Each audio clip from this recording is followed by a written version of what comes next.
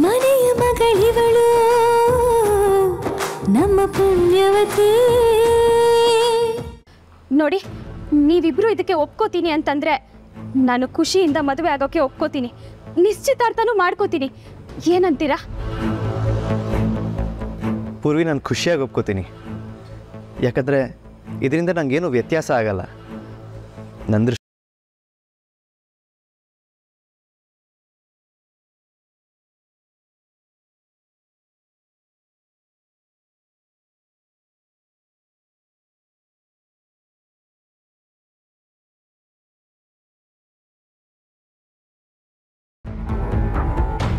ಏನೇ ಆಗಕ್ಕೂ ಆ ದೇವ್ರ ಅನುಮತಿ ಬೇಕಂತೆ. ಇವತ್ತು ನನಗೆ ಈ ಯೋಚನೆ ಬರೋದಕ್ಕೂ ಆ ದೇವ್ರ ಅನುಮತಿ ಇರಬೇಕಲ್ವಾ? ನೋಡು, ನಾವು ದೇವ್ರ ಮುಂದೆನೆ ನಿಂತಿದ್ದೀವಿ. ಇಲ್ಲಿ ಯಾವ ತಪ್ಪು ನಡೆಯೋದಕ್ಕೆ ಸಾಧ್ಯ ಇಲ್ಲ. ನೀನು ಹ್ಞೂ ಅನ್ನಕ್ಕ ನಾನು ಈಗಲೇ ಈ ತಾಳಿನ ತೆಗಿತೀನಿ. ನೀನೀಗ ತಾಳಿ ತೆಗಿ ಪೂರ್ವಿ, ನಾನು ಅದನ್ನು ಇವಳಿಗೆ ಕಟ್ತೀನಿ. ಅಲ್ಲಿಗೆ ಎಲ್ಲ ಪ್ರಾಬ್ಲಮ್ ಸಾಲ್ವ್ ಆಗುತ್ತೆ. ಚಂಚಲ, ಸಾಕಾಯ್ತು ನನಗೆ. ನಾವು ಎಷ್ಟೇ ಆದರೂ ಅವರೊಬ್ರು ಯಾರು ಕಾಣಲಿಲ್ಲ ನೋಡು. ಅದೇ ನನಗೂ ಗೊತ್ತಾಗ್ತಿಲ್ಲ ಅತ್ತೆ. ಚಂಚು, ಈ ಏರಿಯಾದಲ್ಲಿ ಒಂದು ರಸ್ತೆನೂ ಬಿಟ್ಟಿಲ್ಲ ನಾವು. ಎಲ್ಲ ರಸ್ತೆನೂ ಅಲ್ದಿದ್ದೀವಿ. ಪ್ಲೀಸ್ ನಡಿ, ಮನೆಗೆ ಹೋಗೋಣ. ಇಲ್ಲ ಅತ್ತೆ, ಇವತ್ತು ಆ ಲೀಲಾ ಆಗಲಿ, ಭುಜಂಗ ಆಗಲಿ, ಊರ್ವಶಿ ಆಗಲಿ ಅವ್ರು ಸಿಗದೆ ನಾನಂತೂ ಮನೆಗೆ ಬರಲ್ಲ. ಇನ್ನೊಂದು ಸ್ವಲ್ಪ ಮುಂದೆ ಹೋಗಿ ನೋಡೋಣ ಅತ್ತೆ.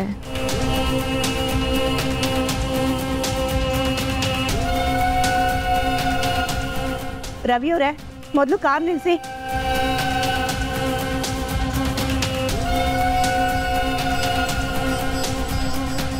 ಅವ್ರು ಇವತ್ತು ಸಿಗಲೇಬೇಕು ಅತ್ತೆ, ಸಿಕ್ಕೇ ಸಿಗ್ತಾರೆ.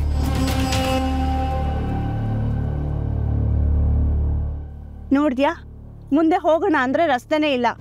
ಅಲ್ಲ, ಮಾಗಡಿ ರೋಡಿಂದ ಆಟೋ ಹತ್ತೋದಕ್ಕೆ ಬೇರೆನೋ ಕಾರಣ ಇರಬೇಕಲ್ವಾ? ಚಂಚು, ತುಂಬ ಬಿಸಿಲು, ಎಸಿನೂ ಸಾಕಾಗ್ತಾ ಇಲ್ಲ, ಸುಟ್ಟು ಹೋಗ್ತಾ ಇದ್ದೀನಿ. ಪ್ಲೀಸ್ ಮನೆಗೆ ಹೋಗೋಣ. ಸರಿ ರವಿ, ಕಾರ್ ತಿರುಗಿಸಿ.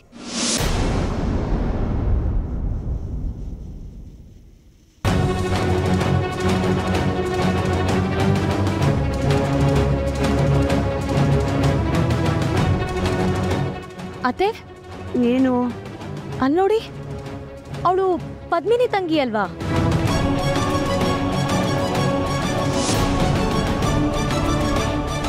ಹೌದು ಚಂಚು, ಅವಳು ಪಾವನಿನೇ.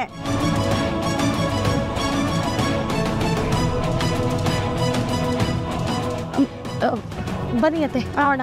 ಡ್ರೈವರ್, ನೀವು ಇಲ್ಲೇ ಇರಿ, ನಾವು ಬರ್ತೀವಿ. ಈ ಚಿಲ್ಟಾರ್ ಇಲ್ಲೇ ಓದ್ಲಲ್ವಾ? ಇದೇ ರೋಡಲ್ಲಿ ಓದ್ಲಲ್ವಾ ಅತ್ತೆ? ಚಂಚು, ಇನ್ನಿಷ್ಟೊಂದು ಗಲ್ಲಿ ಇದೆ, ಯಾವ ಗಲ್ಲಿ ಒಳಗೆ ಹೋದ್ಲು ಅಂತ ಹೇಗೆ ನೋಡಕ್ ಸಾಧ್ಯ? ಈಗಲಾರು ನನ್ನ ಮಾತು ನಂಬ್ತೀರಾ? ಅವಳು ಸ್ಕೂಲ್ ಬ್ಯಾಗ್ ಹಾಕೊಂಡು ಹೋಗಿದ್ನ ನೀವೇ ನೋಡಿದ್ರಿ. ಇದ್ರ ಅರ್ಥ ಅವ್ಳು ಇಲ್ಲೇ ಸ್ಕೂಲಿಗೆ ಜಾಯ್ನ್ ಆಗಿದ್ದಾಳೆ. ಅತ್ತೆ, ಅವ್ರು ಇಲ್ಲೇ ಎಲ್ಲೋ ಇದ್ದಾರೆ. ಅಂದರೆ ಅವ್ರ ಹಳ್ಳಿ ಬಿಟ್ಟು ಇಲ್ಲಿಗೆ ಬಂದಿದ್ದಾರೆ ಅಂತ ಕನ್ಫರ್ಮ್ ಆಯಿತು. ಆದ್ರೆ ಅವ್ರು ಈ ಗಲ್ಲಿ ಎಲ್ಲಿದ್ದಾರೆ? ಅಯ್ಯೋ, ನನ್ನ ಕೈಲಂತೂ ಹುಡ್ಕೋಕ್ಕಾಗಲ್ಲಪ್ಪ. ಚಂಚು, ನನ್ನ ಕೈಲಂತೂ ಸಾಧ್ಯನೇ ಇಲ್ಲ. ಬನ್ನಿ ಅತ್ತೆ, ಮನೆಗೆ ಹೋಗೋಣ. ಅವ್ರು ಇಲ್ಲೇ ಇದ್ದಾರೆ ಅಂದರೆ ಒಂದಲ್ಲ ಒಂದಿನ ಸಿಗ್ ಹಾಕೊಂಡೇ ಹಾಕೋತಾರೆ.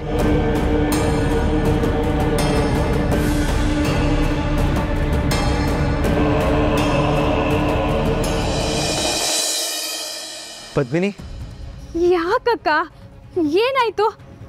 ಬೆಂಕಿ ಸುಡುತ್ತೆ ಅಂತ ಗೊತ್ತಿದ್ರು ಅದನ್ನ ಮೈಗಂಟಿಸ್ಕೊಳಕ್ಕಾಗ್ತೈತಾ? ಇದು ಹಂಗೆ ಕಣೆ.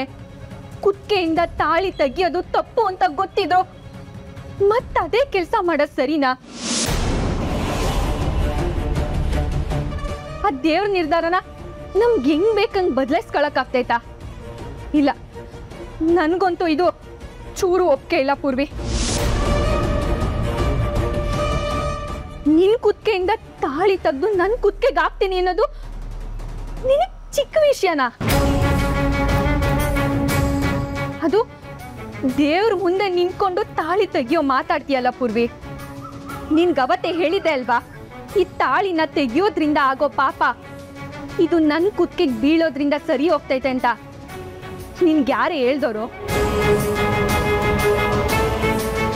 ಇಲ್ಲ, ಖಂಡಿತ ಸರಿ ಇಲ್ಲ. ಇದಕ್ಕೆ ನನ್ ಯಾವುದೇ ಕಾರಣಕ್ಕೂ ಒಪ್ಪೋದಿಲ್ಲ. ಅಕ್ಕ ಅಕ್ಕ ನಿಂತ್ಕೊಳ್ಳಕ್ಕ.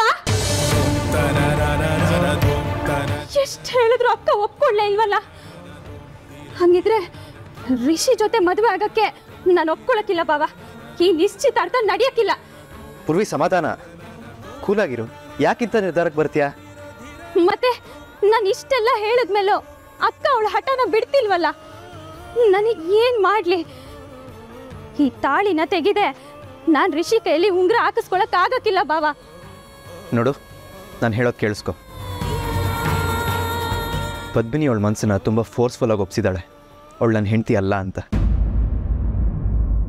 ಅದಕ್ಕೆ ಅವಳಿಗೀಗ ಈಸಿಯಾಗಿ ಒಪ್ಕೊಳಕ್ಕಾಗ್ತಾ ಇಲ್ಲ. ಆದರೆ ನಾನು ಅವಳನ್ನು ಒಪ್ಪಿಸ್ತೀನಿ ಪೂರ್ವಿ. ನಾನು ಅವಳಿಗೆ ಅರ್ಥ ಮಾಡಿಸ್ತೀನಿ. ಅವಳು ನನ್ನ ಕೈಯಿಂದನೇ ಈ ತಾಳಿನ ಕಟ್ಟಿಸ್ಕೊತಾಳೆ.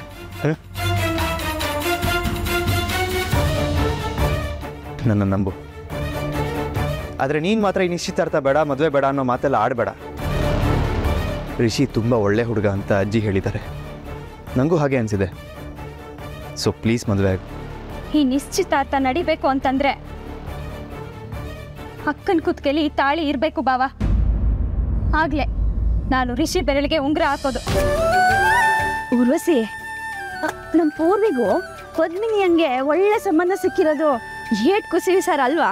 ಹೌದತ್ಯವ್ವ, ನಮ್ಮ ಪೂರ್ವಿಗೆ ಎಂತ ದೊಡ್ಡ ಶ್ರೀಮಂತರ ಮನೆ ಸಂಬಂಧ ಹುಡ್ಕೊಂಡು ಬಂದೈತೆ. ಒಟ್ನಾಗೆ ಅವಳು ಖುಷಿಯಾಗಿದ್ದು ಬಿಟ್ರೆ ಆಟೆ ಸಾಕು ನೋಡಿ.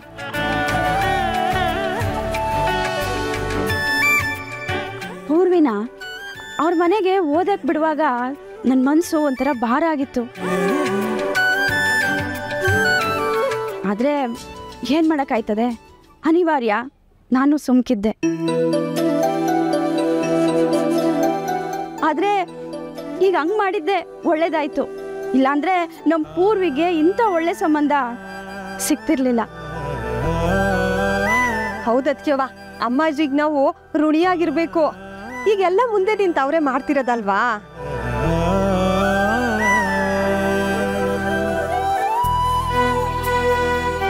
ಪೂರ್ವಿ ಮದುವೆ ಆಗ್ತಾ ಐತೆ.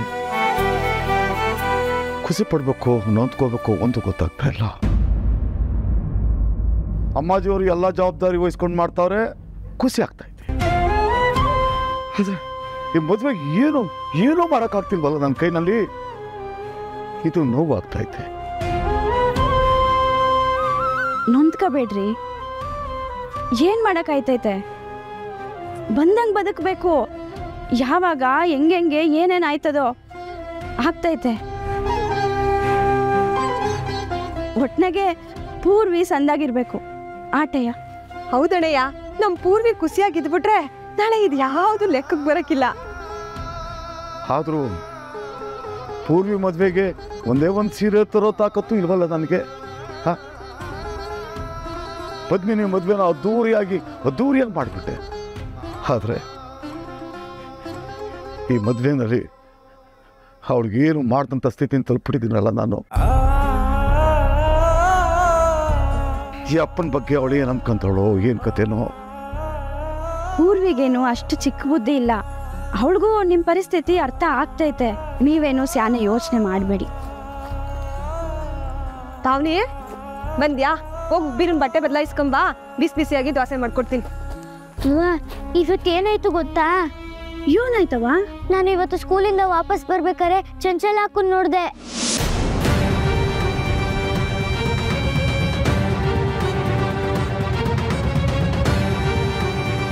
ಅವರು ಕಾರಲ್ಲಿ ಹೋಗ್ತಿದ್ರು. ಏನೋ ಚಂಚಲನ? ಎಲ್ಲಿ ನೋಡ್ದೆ? ಇಲ್ಲೇ ಪಕ್ಕದ ರೋಡಲ್ಲಿ.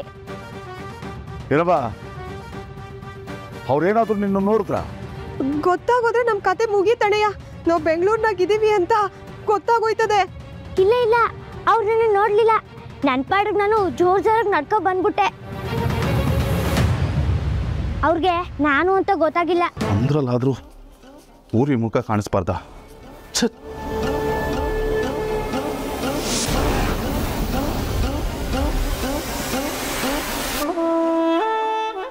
ಎಲ್ಲದರಲ್ಲೂ ಗುಂಗಟ್ಟೆ ಇದೆ.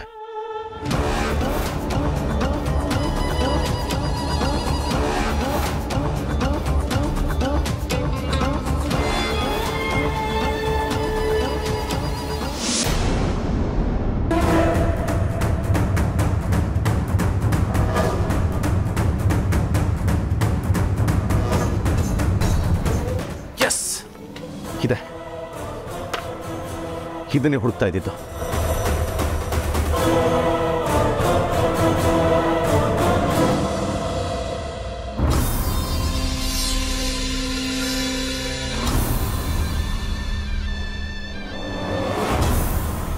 ಎಸ್, ಸಿಕ್ತ. 2-3 ಆದರೂ ಸಿಕ್ತಲ್ಲ. ಇದೇ ನನಗೆ ಬೇಕಾಗಿದ್ದು. ಏನು ಹೇಳ್ತಾ ಇದ್ದ ನಂದನ್ನು? ಪ್ರೂಫ್ ಕೇಳ್ತಿದ್ದೆ ಅಲ್ವಾ?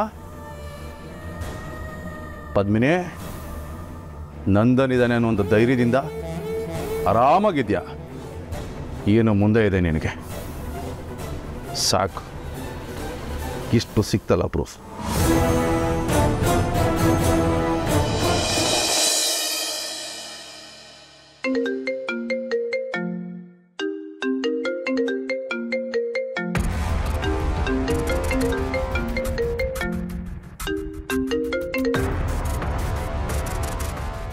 ಹಲೋ.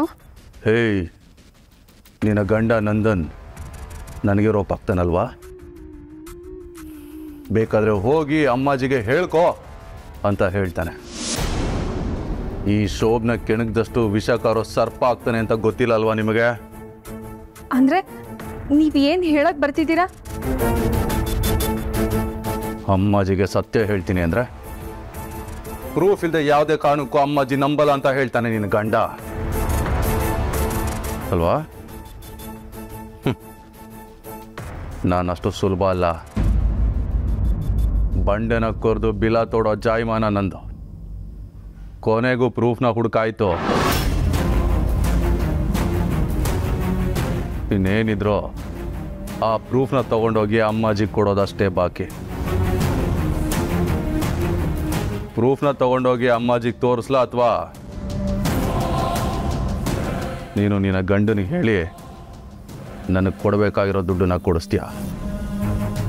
ನೀನೇ ಯೋಚನೆ ಮಾಡು. ನಾಳೆ ಬೆಳಿಗ್ಗೆವರೆಗೂ ಅಷ್ಟೇ ಟೈಮ್. ಬೇಡ, ಅಮ್ಮಾಜಿಗೆ ಏನು ಹೇಳ್ಬೇಡ. ನಿನಗಿರೋ ಭಯ ನಿನ್ನ ಗಂಡನಿಗಿದ್ರೆ ತುಂಬ ಚೆನ್ನಾಗಿರ್ತಾ ಇತ್ತು. ಆದರೆ ಏನು ಮಾಡೋದು? ನಿನ್ನ ಗಂಡನಿಗೆ ಓವರ್ ಕಾನ್ಫಿಡೆನ್ಸ್. ಈ ಶೋಭ್ ಏನು ಮಾಡ್ತಾನೆ ಅನ್ನೋ ತಾತ್ಸಾರ ನೋಡೋ. ಇದೇ ಶೋಭೆ ನಿನ್ನನ್ನು ಈ ಸ್ಥಿತಿಗೆ ತಂದಿಟ್ಟಿರೋದು. ನನಗದೆಲ್ಲ ಗೊತ್ತಿಲ್ಲ. ನಾಳೆ ನನಗೆ ನನ್ನ 10 ಲಕ್ಷ ದುಡ್ಡು ಬೇಕು. ನೀನು ಕೊಡಿಸ್ಬೇಕಷ್ಟೇ.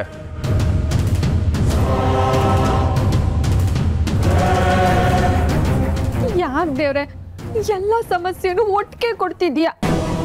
ನಾನು ಪೂರ್ವಿ ನಿಶ್ಚಿತಾರ್ಥನೆ ನಿಲ್ಲಿಸ್ಲಾ ಅಥವಾ ನಂದನ್ ಅವ್ರಿಗೆ ಪೂರ್ವಿನೇ ನಿನ್ನ ಹೆಂಡತಿ ಅಂತ ಒಪ್ಸಕ್ ಪ್ರಯತ್ನ ಮಾಡ್ಲಾ? ಈ ಕಡೆ ಈ ಶೋಭರಾಜ್ನ ತಡಿಲ. ಆ ಶೋಭರಾಜು ರಾತ್ರಿ ಫೋನ್ ಮಾಡಿದ್ದ ಅಂತ ನಂದನ್ ಅವ್ರಿಗೆ ಹೇಳ್ತೀನಿ. ಅದೇನೋ ಪ್ರೂಫ್ ಸಿಕ್ಕೈತೆ ಅಂತ ಬೇರೆ ಹೇಳಿದ್ದ.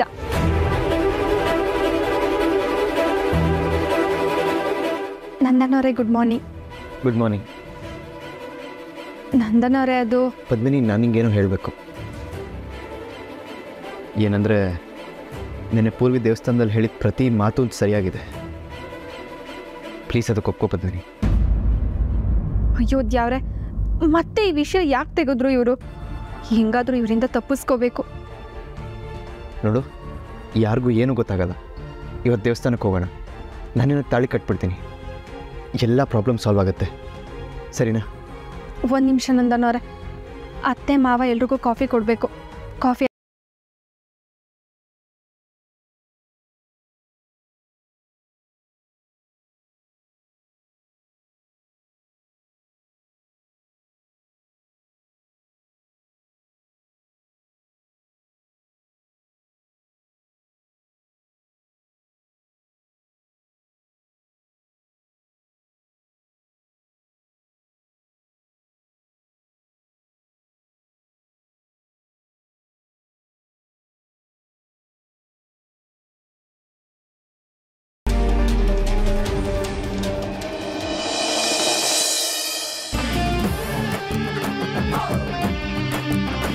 ಮುಗಿತಾ ಎಲ್ರಿಗೂ ಕಾಫಿ ಕೊಟ್ಟಿದ್ದು? ಈಗ ನಾನು ಮಾತಾಡ್ಬೋದಾ? ಇವ್ರು ಹೆಂಗಾದರೂ ಮಾಡಿ ನನ್ನ ಒಪ್ಪಿಸ್ಲೇಬೇಕು ಅಂತ ಪಣ ತೊಟ್ಟವ್ರೆ. ನಾನು ಮಾತ್ರ ಇವ್ರ ಮಾತಿಗೆ ಬಗ್ಬಾರ್ದು. ನೋಡು ಪದ್ಮಿನಿ, ಇದು ತುಂಬ ಸಿಂಪಲ್ ವಿಷಯ, ಆದರೆ ನೀನು ಇದನ್ನು ಕಾಂಪ್ಲಿಕೇಟ್ ಮಾಡ್ತಾ ಇದೀಯ. ಅದೇನೋ ಹೇಳ್ತಾರಲ್ಲ, ಉಗ್ರಲ್ಲಿ ಹೋಗೋದಕ್ಕೆ ಕೊಡ್ಲಿ ತೊಗೊಂಡ್ರು ಅಂತ, ಸೇಮ್ ಹಾಗೇನೆ. ಪೂರ್ವಿ ಹೇಳ್ದಂಗೆ ಮಾಡಿದ್ರೆ ಎಲ್ಲ ಕ್ಲಿಯರ್ ಆಗತ್ತೆ ಪದ್ಮಿನಿ. ಒಂದು ನಿಮಿಷ ನಂದನವ್ರೆ, ಅತ್ತೆಮ್ಮನನ್ನು ಆಗಲೇ ಕರೆದಿದ್ರು, ಬನ್ನಿ ಅಲ್ಲೇ ಮಾತಾಡೋಣ. ಪದ್ಮಿನಿ, ಕಾಫಿ ತುಂಬ ಚೆನ್ನಾಗಿದೆ ಅಮ್ಮ.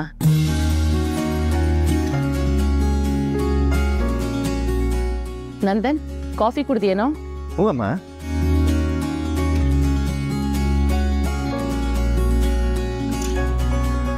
ಹೆಂಡ್ತಿನ ಮಾತಾಡ್ಸಕ್ಕೆ ಅಂತ ಬಂದೆ, ಆದರೆ ಇಲ್ಲಿ ಅಮ್ಮನೂ ಇದ್ದೀನಿ, ಅದಕ್ಕೆ ಮುಖ ಪೆಚ್ಚಾಗಿದೆಯಾ? ಹಾಗೇನಿಲ್ಲಮ್ಮ. ನನಗೆ ಗೊತ್ತು ಕಣೋ. ಪೂರ್ವಿ, ಯಾಕಮ್ಮ ಅಲ್ಲೇ ನಿಂತಿದ್ಯಾ? ಬಾ.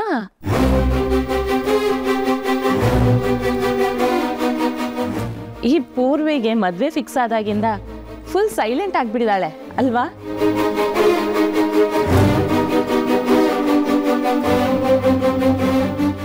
ಪದ್ಮಿನಿ, ಪಾಪ ಪೂರ್ವಿಗೆ ಮದುವೆ ಬಗ್ಗೆ ಭಯ ಇರತ್ತೆ.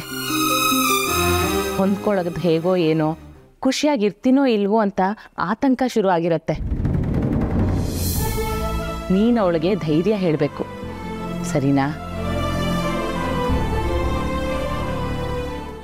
ಅಮ್ಮ, ಪದ್ಮಿನಿಗೆ ನೀನು ಇದನ್ನೆಲ್ಲ ಹೇಳ್ಕೊಡ್ಬೇಕಾ? ಇವಳಿಗಾಗಲೇ ಎಕ್ಸ್ಪೀರಿಯನ್ಸ್ ಇರೋದ್ರಿಂದ ಇದನ್ನೆಲ್ಲ ಖಂಡಿತ ಪೂರ್ವಿಗೆ ಹೇಳಿರ್ತಾಳೆ.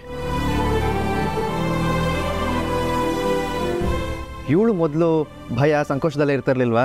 ಆದರೆ ಈಗ ನಮ್ಮ ಮನೆಗೆ ಎಷ್ಟು ಚೆನ್ನಾಗಿ ಹೊಂದ್ಕೊಂಡಿದ್ದಾಳೆ. ಅದರಲ್ಲೂ ಗಂಡನ ಪ್ರೀತಿ ಮಾಡಿದ್ರಲ್ಲಂತೂ ಪಳಗ್ಬಿಟ್ಟಿದ್ದಾಳೆ. ಅಬ್ಬಬ್ಬಾ, ಅದೇನು ಪ್ರೀತಿ, ಅದೇನು ಕಾಳಜಿ ನಂಗೆ ಕಂಡ್ರೆ. ಒಂದು ಕ್ಷಣ ನಾನು ಬಿಟ್ಟಿರಲ್ಲ ಅಂತಾಳೆ.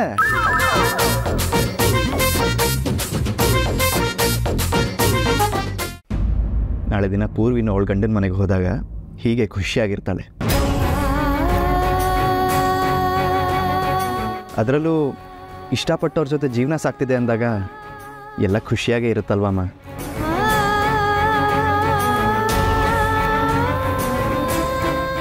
ಒಂದು ನಿಮಿಷ, ಅಮ್ಮಾಜಿಗೆ ಏನಾದರೂ ಬೇಕಾ ಅಂತ ಕೇಳ್ಕೊಂಬರ್ತೀನಿ. ಅವ್ರು ಕಾಫಿನೂ ಕುಡ್ದಿಲ್ಲ.